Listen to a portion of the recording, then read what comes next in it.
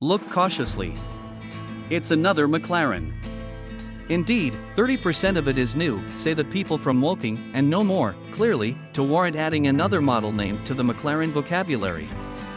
Meet the Mclaren 750S, which replaces the 720S, a supercar we've respected for its light footwork and taking off speed since its send-off in 2017. The 750S expands on those center qualities of the 720S with a general weight decrease of 66 pounds and a 30-drive expansion in power from the mid-mounted twin-super 4.0-liter V8. It is, says McLaren, the lightest and most impressive series creation vehicle the organization has at any point fabricated. However, that is not all. McLaren Elements engineers have changed the suspension, the optimal design, and the electronic control frameworks to make this huge Macintosh significantly more enjoyable to drive than its ancestor, yet less scary than a portion of McLaren's track-centered vehicles at the cutoff.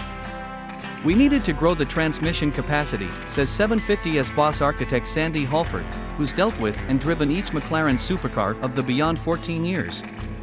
We needed to make it more tomfoolery, and more available than the 765 LT. Work began the 750S over a year prior. The benchmark as far as its presentation and dealing with improvement was Ferrari's 296 GTB, a vehicle we've evaluated as one of the best mid-motor roadsters ever from Maranello, and a vehicle that was created while new McLaren Auto president Michael Leiters was as yet boss innovation official at the Italian organization.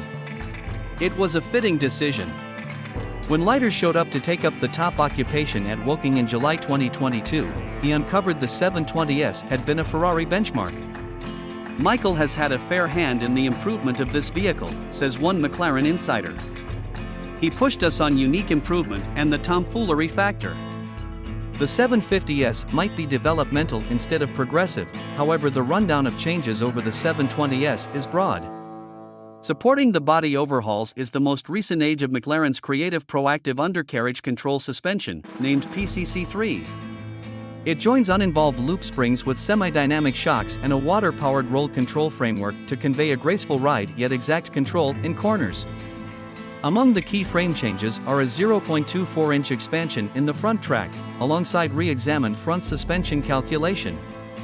The front spring rates are 3% gentler than during the 720S, while the back spring rates are 4% stiffer, and an upgrade has decreased the general load of the loop springs and shocks by 4.4 pounds. The power guiding remaining parts using pressurized